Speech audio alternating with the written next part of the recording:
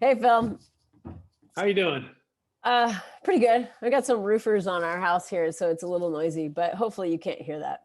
Oh, well, I'm sure Maggie will edit it out. Okay. Or not. Turn those booming noises into something productive. A dry place to live. Let's hope for that. Yeah. That would be a thing. So I have a question for you Yeah, shoot. to start us off today. What is something that you have discovered recently that was kind of fun that you didn't expect? Oh, yeah. I'm gonna go with like that like first things that come to your mind sort of thing. Yeah. Well, actually, this is like a little bit of news that I just realized I could share on the Soulcast. Beep, beep, beep, beep, beep, beep, beep, beep, beep. Breaking news.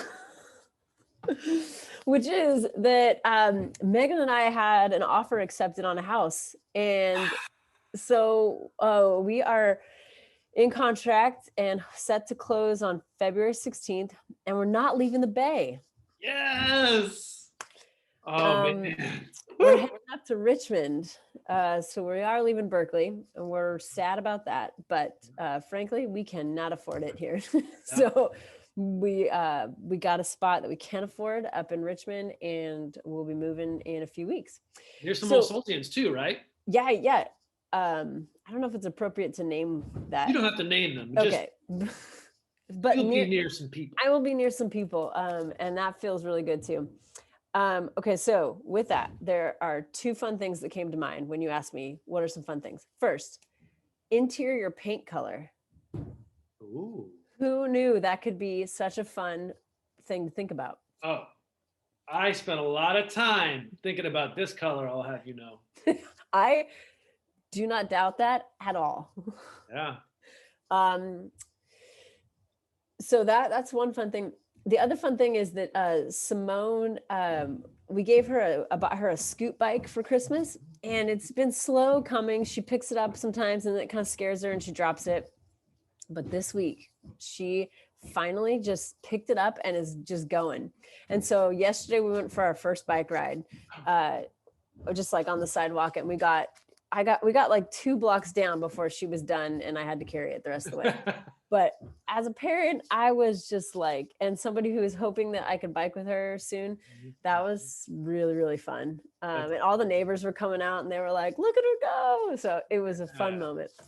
That is really cool. So those are my 2 fun things. What about you, Phil?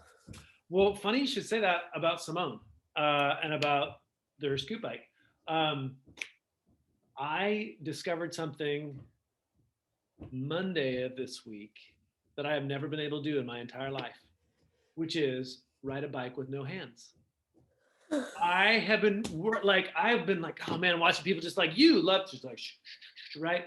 And my boys, they do it like no problem. And they've been trying to teach me for like, we'll go on bike rides and be like, okay, try it. Yeah. I'm like, wah! And totally no good. And then on Monday afternoon, I'm like, I'm just going to try and figure it out. And there was something that clicked. And it was like, oh, right. And I just started doing it. Wow. And I'm just going. And it's totally working. Look, Ma, no hands. And it was amazing. And then the next day, I'm riding up to All Souls, and I'm on Santa Fe, which is our fairly busy street. And all of a sudden, my body starts riding with no hands.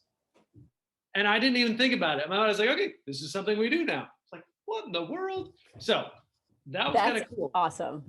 Yeah, it's such a freeing, like, finally. Yeah. Dad finally grew up. Uh-huh. It's such a good feeling. What a good week for bicycling. Yeah. Wow. Yeah. By the way, for those who are interested or curious, I did tell my mom. She was less than thrilled. Fair. All right, let's jump into the Soulcast, huh? Oh, yeah, that. Yeah. Season 2, episode 20. This is the very end of season 2, folks. Right. Good. And we got a few what's on taps. So, what's on tap? 2 small groups that I want to just flag for y'all. This is the last week you can sign up for them. The one is the couple small group. And if you want to join that group, see the Pathfinder from 2 weeks ago with Paul Guillory and Tracy Smith.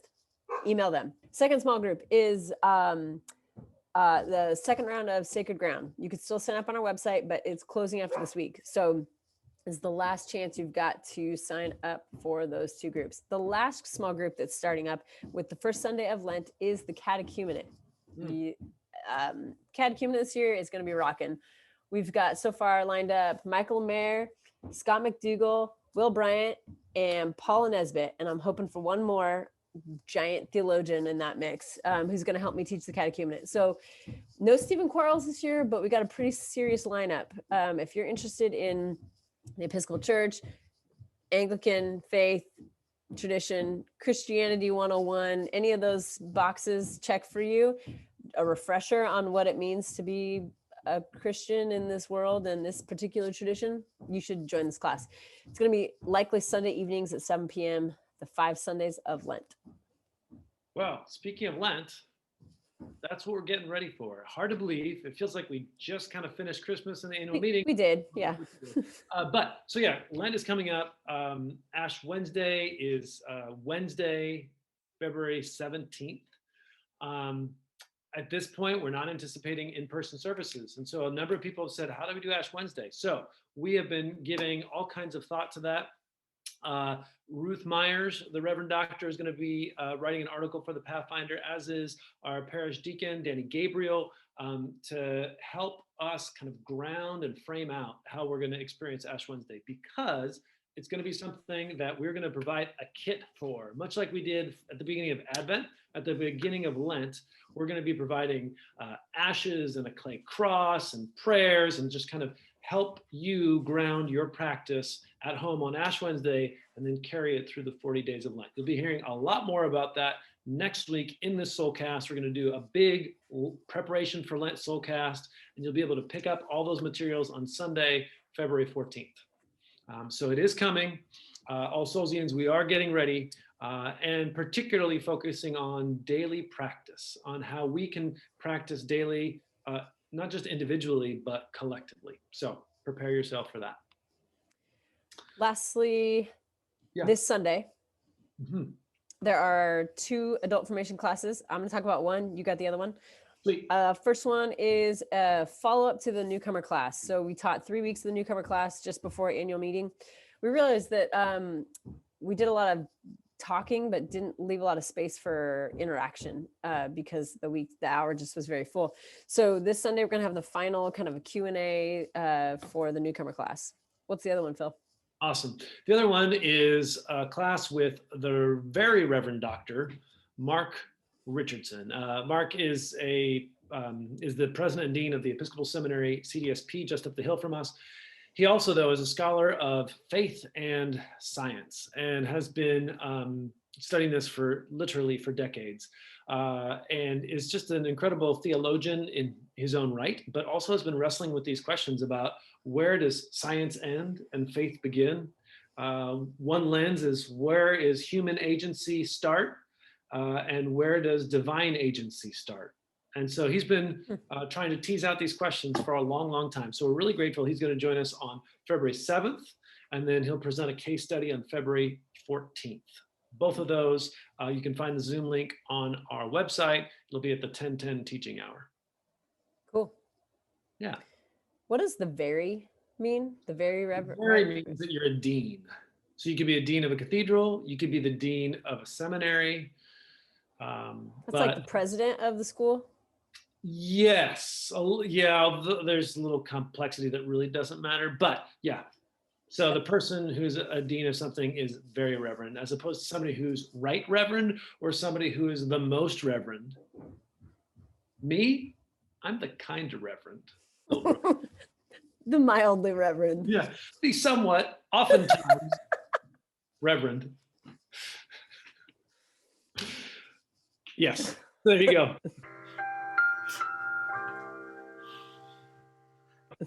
Hey, one last question. Yeah. What are you excited about for season 3 of the Soulcast? Like, what do you really want to see something different or carried out or brought back? First thing that came to mind, well, 2 things came to mind. One, Maggie P.I. No doubt. She's got to come back. That was one of the, yeah. We do. So for sure, Maggie PI.